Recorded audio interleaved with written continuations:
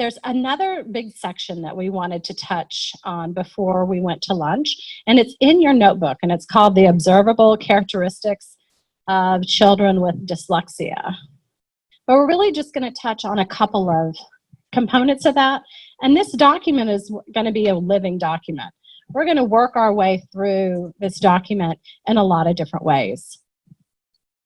So I'm pointing you to the document, but you don't actually have to read it right now. We're just going to touch on some of the most common characteristics of kiddos with dyslexia.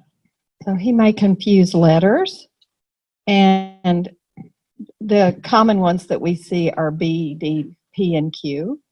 The reading is choppy. They leave out words. Even they may be in doing their dissertation as a master's student and still leave out N and B and small words. They'll reread a phrase or skip lines. They will try to sound out a word and come up with a word that's not even a word, or it'll be a word that doesn't belong, and they don't even notice to self-correct because the comprehension part of their brain is not operating when they're working that hard at it. They have trouble copying letters, numbers. They tend to limit their vocabulary when they write to the words that they can spell. So they can have severely reading. They can be reading really well, but they'll come to me for tutoring because they can't spell, so they've limited their vocabulary significantly. Trouble rhyming. They skip lines in text. They reverse the order of words. Self-correct with words that don't make sense. Struggles to sound out words, but can't really do it. And the big thing is that it's an unexpected difficulty. The child is really with it in a lot of areas. The math they're understanding math, they're understanding science, they're enjoying all kinds of curriculum and being able to converse about it, but until the reading is unexpected.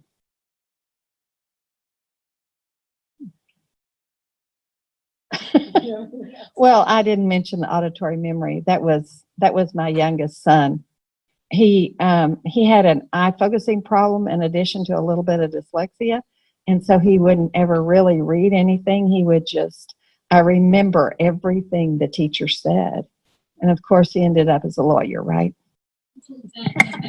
His oral argument skills are amazing. They have been for a long time. So that is just a little overview. Those of you that are dyslexic, would you give that a thumbs up? Some of those characteristics match some of the things that you recognize in yourself. Pardon me? You get 2 whole hands there, right? So the paper that I've given you takes you through some of this in a more systematic way with more details. And there's, I think, 13 different components that you can look at.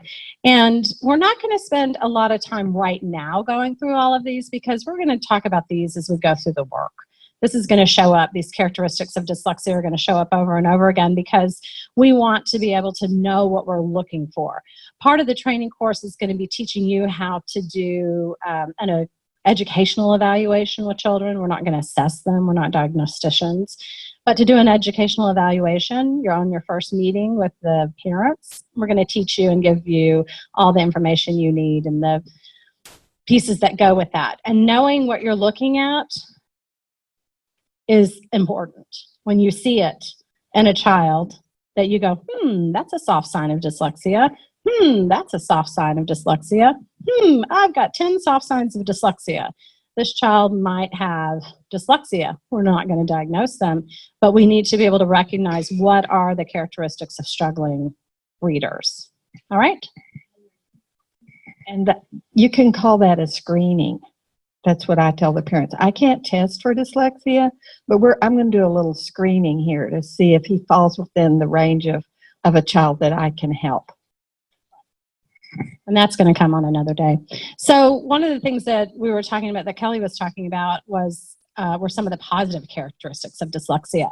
That dyslexics are usually big picture thinkers. That right side of the brain that practices over and over again about how to see the world in pictures is really well developed. But it can also mean that they see the forest and they forget about some of the trees. So the details sometimes get lost. So they're visionary thinkers. They can also be creative problem solvers because they're going to look at things outside the box. They're typically not rule followers. I'm supposed to do A, B, and C. I need to follow my sequence. Got to stick to my schedule. That is not a dyslexic child. Dyslexic children are not, that's not a skill that they have well developed, that executive functioning skill. A lot of kids who are autistic have a lot of artistic, musical, athletic ability. That dyslexics have strengths in those areas. Not everybody who's artistic is dyslexic, but there's a disproportionate number of dyslexics who are very artistic and musical. They also are kiddos who gravitate towards doing things with their hands, building with Legos, doing STEM type activities. They want to learn by doing. They're better at memorizing and identifying complex images. That visual part of the brain, to being able to see patterns and groups. So if you look at astrophysicists, there's a disproportionate number of dyslexics who are astrophysicists. So being dyslexic doesn't limit you. It's actually a benefit because they're able to look at these stellar patterns and see stellar I don't know what the heck they are, but they see the patterns in the stars. That's what they do. And then they're also 3D thinkers. So this is my oldest brother. He's an inventor. And he's probably the most severely dyslexic out of the group. He got like almost an 800 on his SAT in math and got like barely like 10 or 20 points above the minimum on language. That's how severely dyslexic he is. But he's incredible. He can invent and create antennas for cellular companies like Google and Amazon. And he designs them. He sees in pictures. And he can take images, and he's told me this for decades. He can take an image and rotate it in his head and see it from all different sides, right? That's your husband. Mm-hmm. The man I told you about before with the 26 patents from Ford, that's how he got 26 patents. You ask him to write a 5-paragraph essay, and he will run to the hills. But ask him to create something that he can visualize in his mind and then be able to translate it into the world. He's got that. So dyslexia is actually a gift. It's a different way of thinking. What it means is those 3 parts of the brain that need to talk to each other for reading to happen, which in fact we're not even designed to do, that part's not working so great. So we're going to just work on that part. The other one is that 1 in 3 business entrepreneurs are dyslexic. So being able to think outside the box, be a visionary, be willing to create, explore, discover, see things in new ways. And then this radiologist said, I recognized that I had dyslexia, and then I realized I had this gift for imaging. I live in a world of patterns and images, and I see things that no one else sees. Because of dyslexia, I can see patterns, which is almost counterintuitive, because didn't we just say a minute ago that the pattern part of the brain for reading is not functioning very well for dyslexics? He's talking about a totally different part of the brain that sees patterns, not the part that we use for analyzing and decoding words. You can't overcome it. You can work around it, and you can make it work for you, but it never goes away. A person who's dyslexic is always dyslexic, except for the fact that you can take a dyslexic child's brain and remediate them to the point where on neural imaging, using neural imaging, they look the same as if they never had dyslexia. It's much easier to do when the child is younger, but you literally can grow people's brains when they're young to look like the brain of somebody who's not dyslexic. That's fascinating for me. That's probably a good thing, because if dyslexia went away, then the other gifts would go away too. And just because we teach dyslexic children how to read, and just because we grow those neural pathways over here on this side of the brain, doesn't mean that they lose the ability and the facility with the other parts of the brain. that are pretty cool from being a dyslexic thinker. All right, well, we'll go ahead and begin with our afternoon session. So the first thing we want to talk about that you're going to need to know is people will ask you, what is dyslexia? And there are fabulous videos on what is dyslexia. How many people were able to go to the U of M page and, all right, I got my brownie points, people. How many people went to U of M? Just for a show of hands so I have an idea. All right, so the U of M dyslexia help page is a fabulous resource for you. I'm going to ask you to use that resource more than once. They have created a couple of videos that are lovely that explain what dyslexia is. And I wanted you to connect yourself with that source because there's a lot of sources out there. But as I went through it, I found that it was pretty comprehensive. There's a section for parents, there's a section for professionals. It's a resource that you can give to your parents when you're tutoring so that the parents have a place to go to find information. Just searching on the web can be daunting, and how do you know what information you should trust? And the U of M site is pretty solid in the recommendations they're giving. So use that professional section on that website for you, use the parent site for them. Give them homework to do, videos to go watch.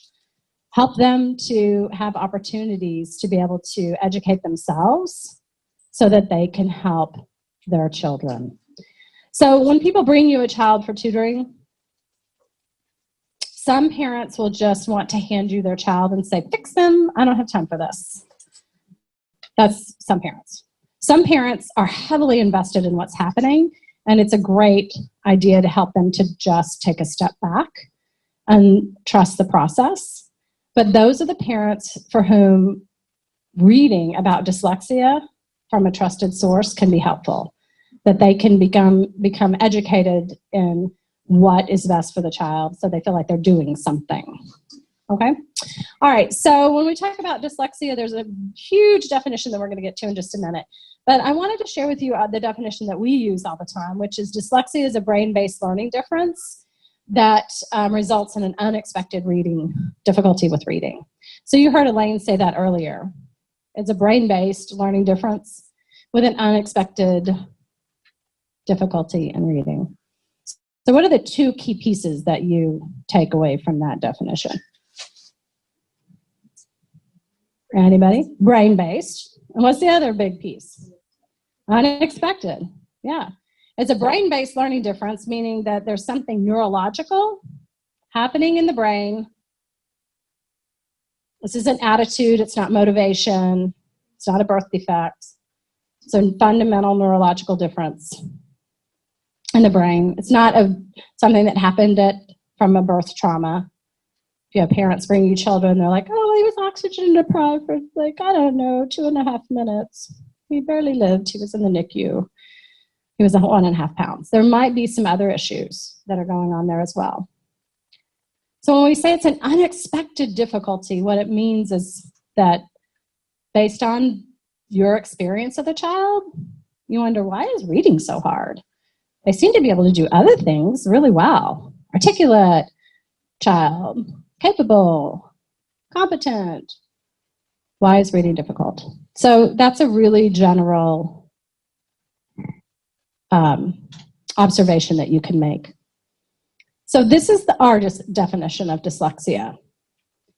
This encapsulates our program.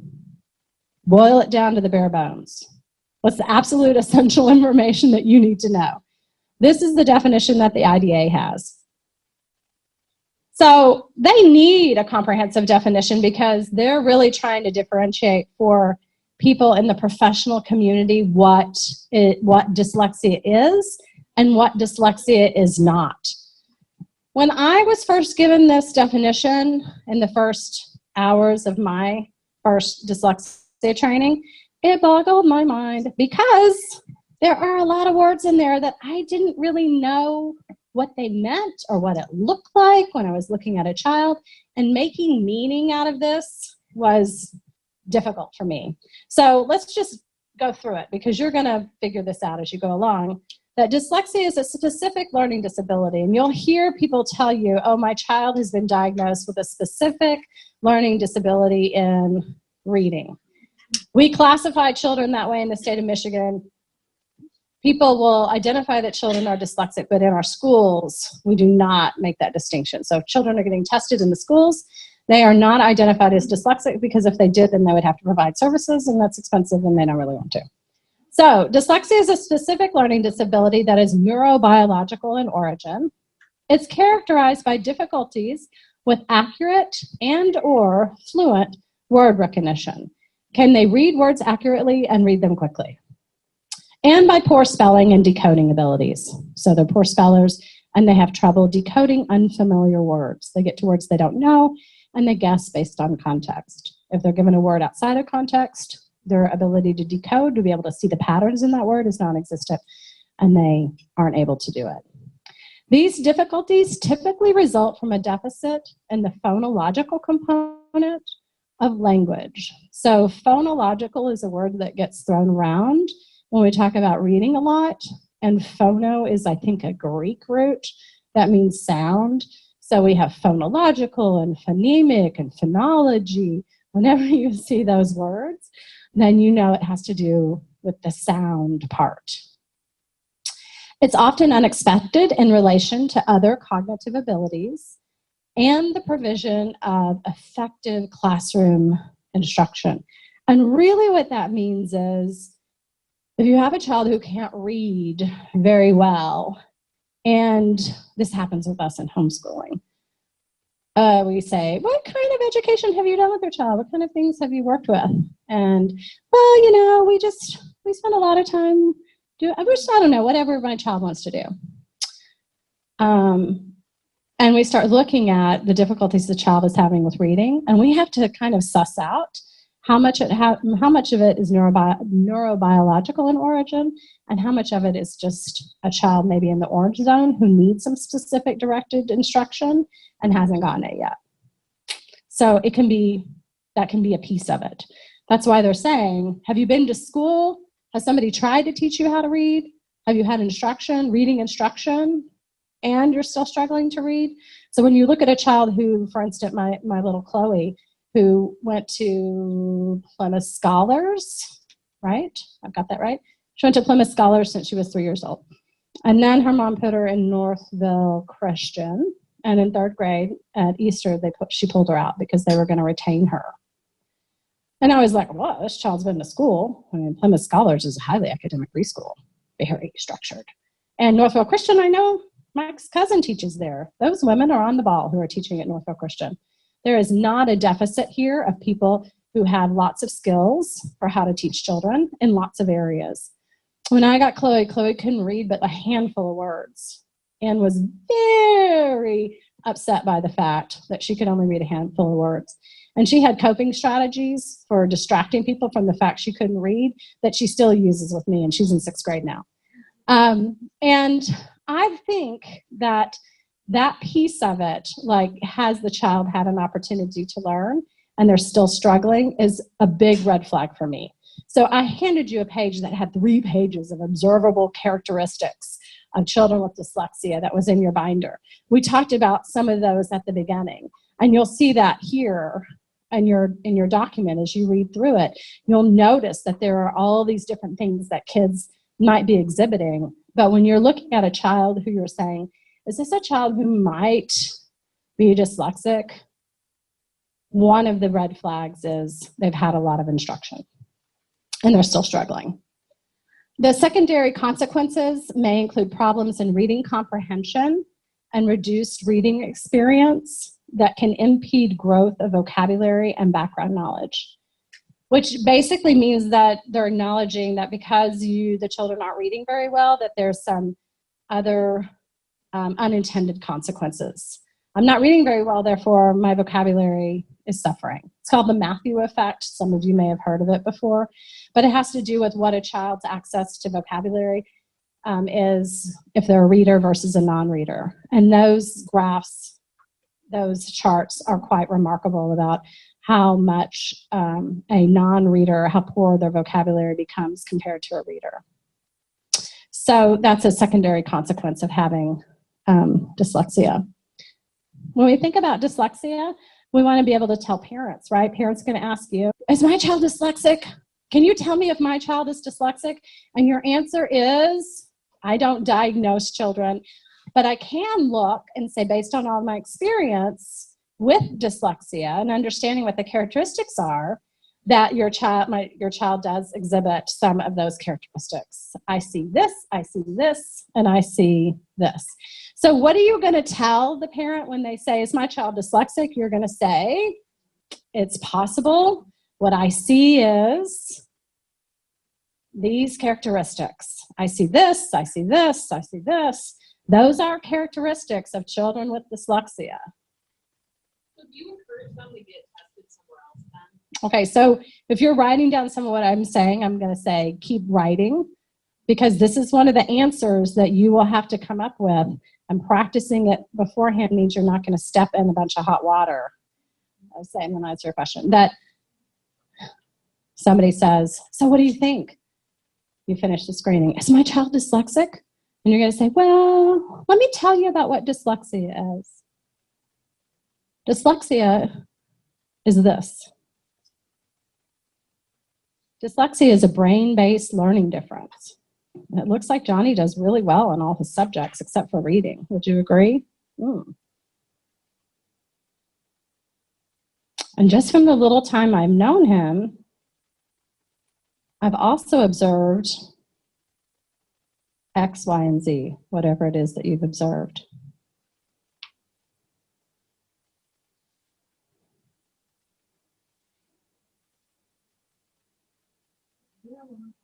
Yeah.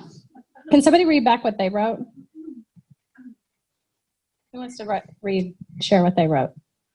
Come on, peeps. Okay, go ahead. Is my child dyslexic? And then I wrote, I don't know. I see these characteristics. This is what dyslexia is. Brain-based learning difference, unexpected, and I've also observed blank, blank, and blank. Somebody else want to share what they've written? Alan's going to be my new best friend. Oh, no, he just has a question. Let me give you the microphone. So the fact that you're not obviously diagnosing them, you're trying to coach the parent to make the connection so that they understand whether their child is dyslexic or not by just giving them the facts. If you say that they need to be tested, then the school, like I know when I worked in the schools, if I said a kid needed to be tested for dyslexia, if you say anything like that, then the school's liable to pay for it. So it's like a very fine line of steering the parents in that direction without actually saying. Yeah, I think the same thing like with ADHD, like you can't say your child. You can't say that your child has ADD or ADHD. You could say that they have these characteristics, but a medical doctor would have to diagnose this. That's exactly the same thing. Like I see these characteristics. These are, and part of your process with them is interviewing them about what it is that makes them think that their child might be dyslexic if they're bringing it up. What do they see with their struggling reader? What are some of the observable characteristics that they've noticed? But we're not diagnosing children with dyslexia. You know, here's the beautiful piece. The beautiful piece is I'm teaching you about dyslexia, but we don't really care that much about dyslexia, except for this piece, that if you're working with a child and you're not getting the results that you would expect and they're telling you that they're doing that piece on the slide, this part right here, where is it? The effective classroom instruction, that piece applies to you. If you have parents that are doing what you're teaching them how to do, and you would expect to see growth, and you're not really getting a lot of growth, then there are things to do with that. But we hardly recommend parents ever go for testing. And this is what I tell parents. And this is really for another day, but we'll tell you right now. That what I tell parents is, you can take them to get evaluated for sure. If that's something you want to do, please do that. feel free to do that. Maybe your insurance pays for it. Maybe it's your peace of mind. Maybe you'd like to get them evaluated so that you have paperwork because you know they're going to go on to do X, Y, or Z. They might want to go to college. In high school, maybe the paperwork's going to help them, because I work with a lot of homeschool parents. The paperwork's going to help them to be able to have an unlimited amount of time on testing. And if they don't have paperwork, they will get no accommodations. So if you want to make sure your child has accommodations down the road, take them for testing now. Don't wait until we tutor for 6 months and now they don't really qualify anymore because they've grown their brain so much that their deficit is not significant enough. Go ahead and get them tested if that's something you want to do. But I have a lot of parents who come to me, and Elaine does too, for whom just paying for tutoring is the max amount that they can afford to do. So asking them to go get tested is a deal breaker for them. Like, they can't do it, but they need the help. So what I tell people is, it doesn't really matter if they're dyslexic or they're not dyslexic. If you go all the way back to that ladders of reading and you look at the kids in the orange and the red zone, it doesn't matter if they're red. It doesn't matter if they're here, here, here, here, here, here. If they need help with reading, what we're going to do is going to help them with reading. What's going to happen is the kids closer to the green part are going to get through it quicker. It's going to be faster. It's going to be easier. They're going to progress. You're going to see them for 3 months and they're done with you. They're going to be able to move up that ladder of reading more easily. The farther they are down the ladder of reading, the more help that they're going to need, the more intervention that they're going to need. So I have worked with children, and so has Elaine, where we've said we've done all of our best work with you. We've given you all of our best tools. We've done everything we can think of and outside the box too, and we're still not seeing the results that we would expect to see. We highly recommend that you take your child to a professional so that we can get a full picture of their, and this piece is the stuff you're going to have to say, so please feel free to take notes. We're going to have a full picture of what it is what's going on with this kiddo.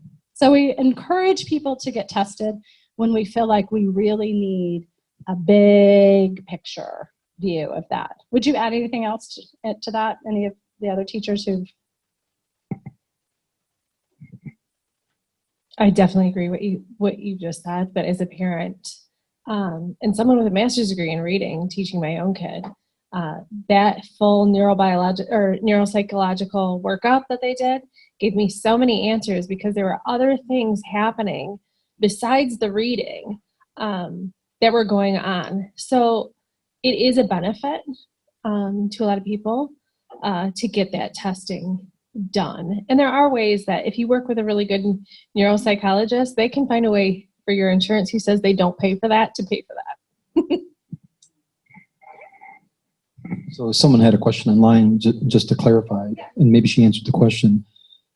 There's some cases where you suggest testing, but who is that person? And it's a neuropsychologist. Is that the correct person to get the testing with? Typically, you have to have a primary care physician refer you for any kind of specialized testing. That person back there. And it takes like up to 2 years to get in. So be patient. Mm-hmm. Oh, you're talking about in the schools? No, like, yeah, you go down, Oh, well, we have resources for you then. Yeah. Yeah, there's heaps and gobs of places that you pay them their money, they will test your child.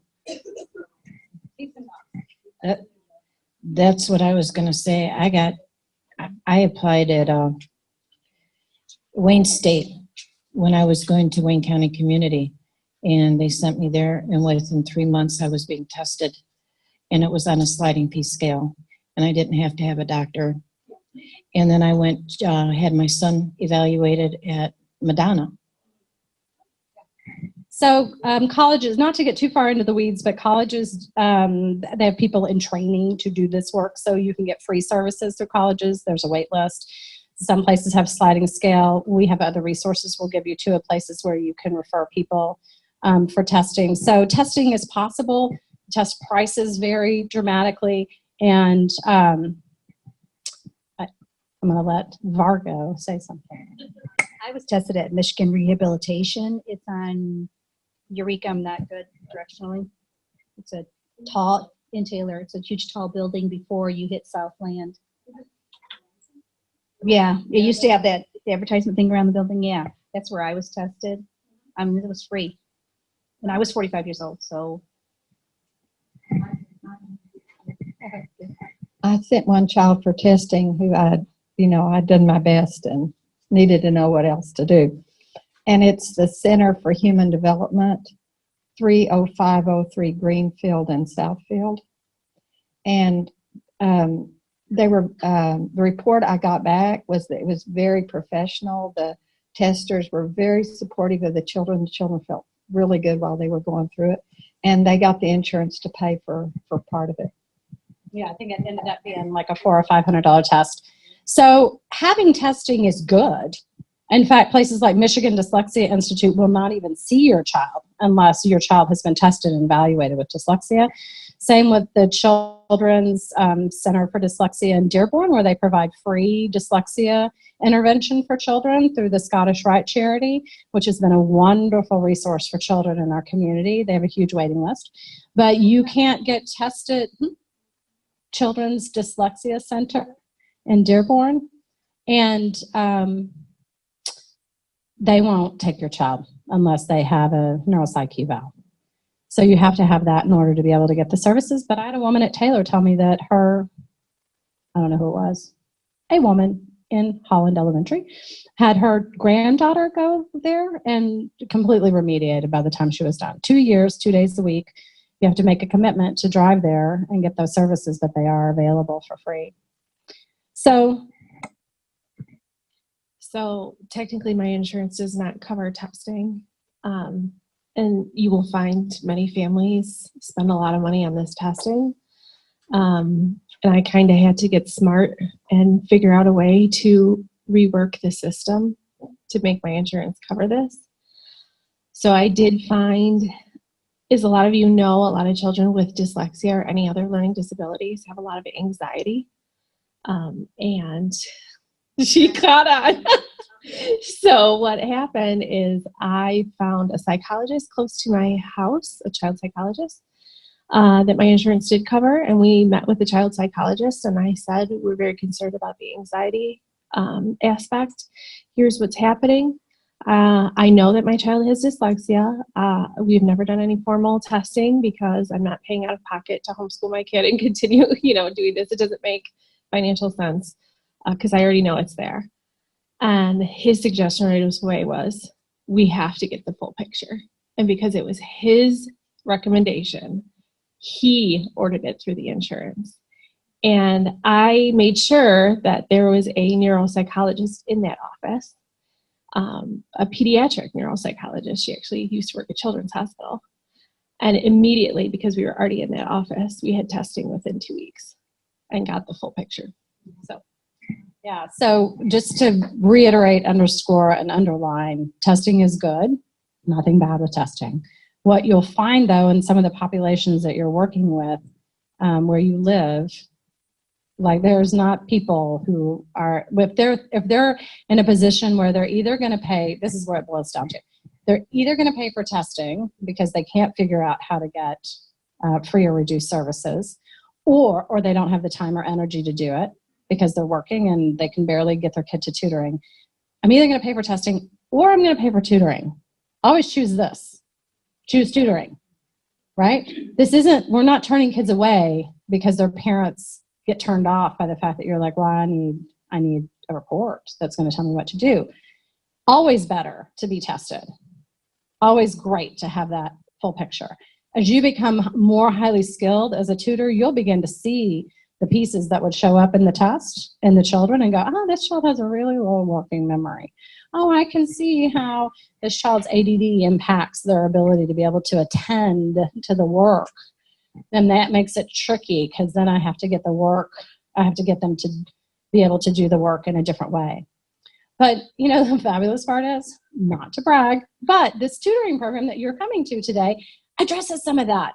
We've created a program that's for the kids who have trouble attending. We've created a program for the kids who have trouble sitting down and being quiet and listening and doing a little work at their table.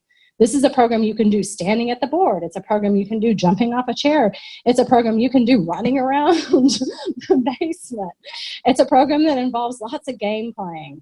So those pieces of the puzzle that could be there, because 50% of the children who are dyslexic also have ADD. There's a high degree of comorbidity. When you see dyslexia, you see ADD pop up.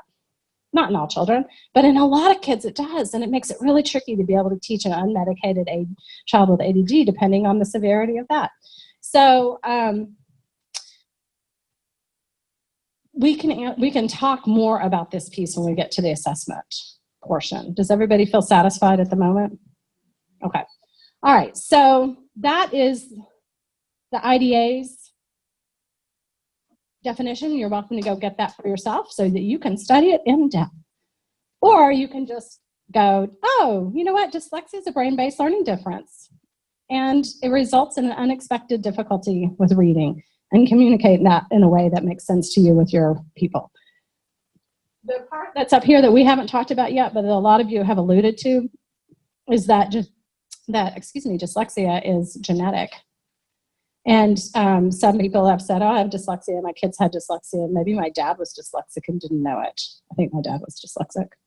Who do you think was dyslexic? No, not my dad. Somebody's dad.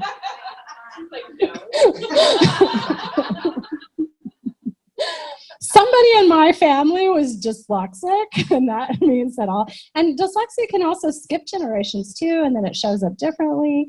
In some families, one child will end up being severely dyslexic. Some other kids are moderately dyslexic. Some kids are mildly dyslexic. So the severity of the dyslexia varies within families. So it doesn't mean that because one is, one isn't. I'll just tell you really quickly, though, that my brother, who's dyslexic, has an MBA from SMU in finance, and I was writing his papers when he was a freshman in college. I was 10 years older, and I came home for Thanksgiving, and he hadn't written his paper yet, and it was due at the end of the Thanksgiving break.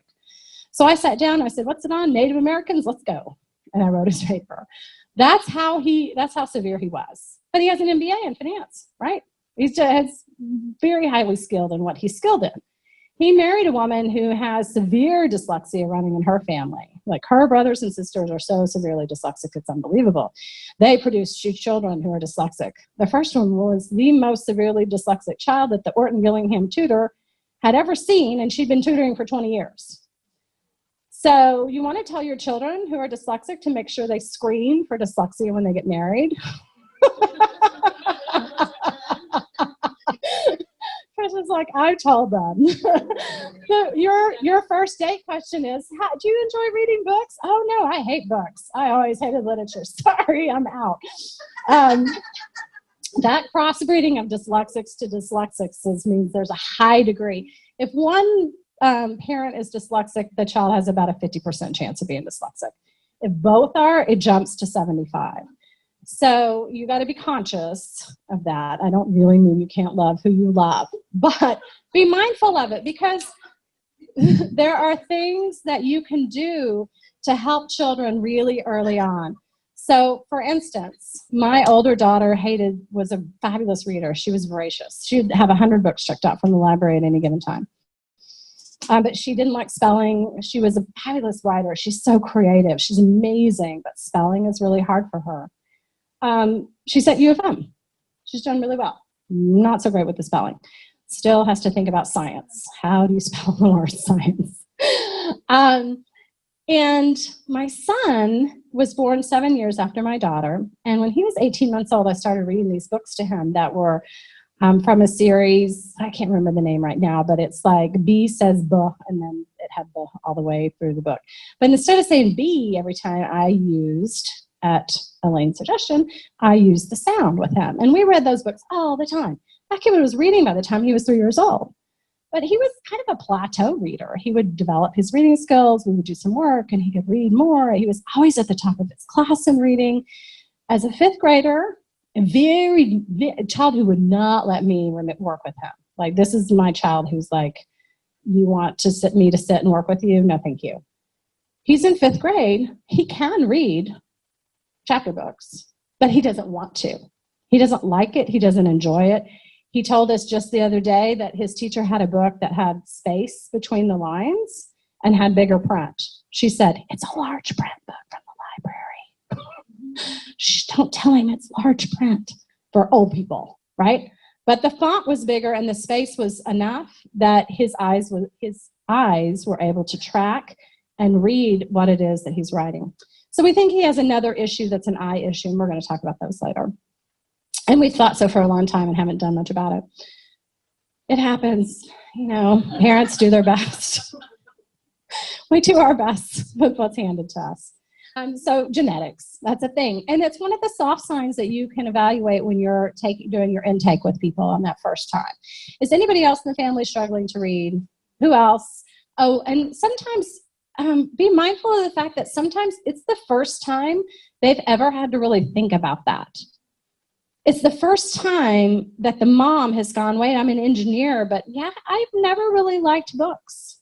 We had a mom, and when I lived in New Zealand for a year, Elaine came over for 2 months, and we started doing dyslexia remediation with the kids in the school. And the really quick story about that is the woman, one of the kids that we were working with, she was like, oh, he's just definitely dyslexic, super bright and super, super dyslexic. We brought him out to the house, sat him down, talked about it. The mom ended up in tears because she had an aha moment in this conversation of talking about what dyslexia looks like, that she was dyslexic. And she was beat up so much in school and had such a low self-esteem because people were like, try harder, do better, why can't you, if you just, tears. And I said, this is incredible that through the child, the mother was going to have this experience of healing for herself and this awareness. So when you start to ask these questions, be mindful of that parents themselves may be dyslexic and not have a clue and be carrying some emotional baggage about it. All right, and then the other one is that dyslexia is fairly common. So maybe 1 in 5 kids that are dyslexic or have characteristics of dyslexia, and you'll see those numbers jump from anywhere from 10% to 20% of kids who are dyslexic. And again, it doesn't really matter. We're going to help children who are struggling to read, regardless of whether they have a dyslexia diagnosis or not.